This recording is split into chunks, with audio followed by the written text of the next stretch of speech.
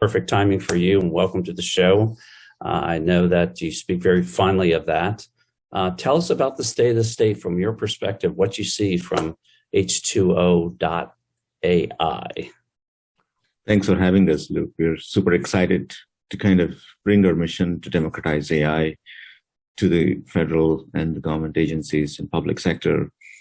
One of the, and bring our unique voice to this, to your audience. One of the most fundamental transformations that are happening across is data is becoming more and more liquid, and people are beginning to use data to make decisions. And AI is a truly transformative force for both as we come out of the pandemic and go into the new world, which pandemics and wars have historically coexisted.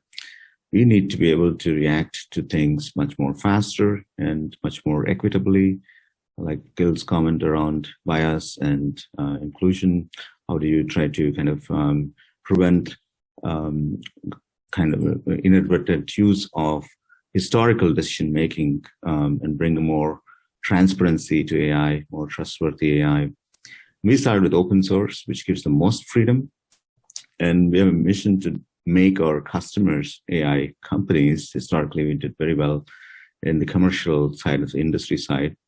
And our mission now is to make every agency an AI first agency in the US and make the country an AI first nation.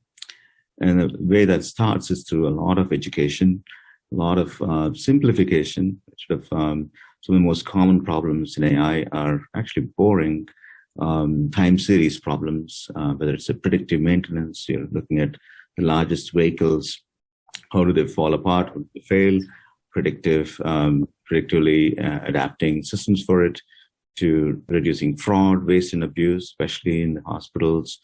How can we kind of personalize care? How do we, at the same time, look at public health?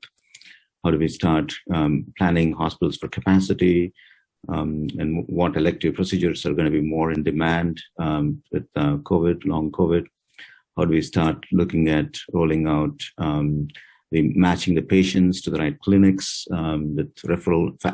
Even today, the world runs on faxes. So how do we start using image and NLP to start matching the right cancer patient with the right kind of physician? All of these problems are simple AI problems that can be operationalized. The accuracy of AI has never been this good before over the last 100 years. That AI has been trying to be valuable, meaningful. I think now we have more accurate AI. What we do want to make sure is it's in the hands of the right people. It's at the hands of validation of the models has to be continuous. So you can explain, not and interpret the models.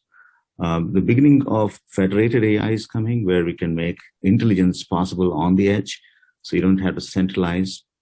Multi-cloud, we have AI cloud, which allows reusability as well as repeatability in AI. A use case in one portion of the organization can help transform the entire organization, not just one corner. Usually you have AI superpowers in one part of the agency. We want to get that to across different agencies as well, and learn from the use cases. A lot of financial our use cases are typically in loans, PPE loans, or what happened with the kind of during the pandemic response. We have a huge focus on how to kind of empower our agencies to be world's foremost and digital first. The biggest, interestingly, AI is no longer as much of a technological challenge as a cultural transformation. Mm-hmm. Agility of decision making in organizations needs to go alongside how AI is bringing more and more value. And I think while technology and data are ubiquitous now, the courage to act on what the models are telling is still scarce. So I think getting kind of top-down and bottom-up grassroots alignment across agencies is going to be super important.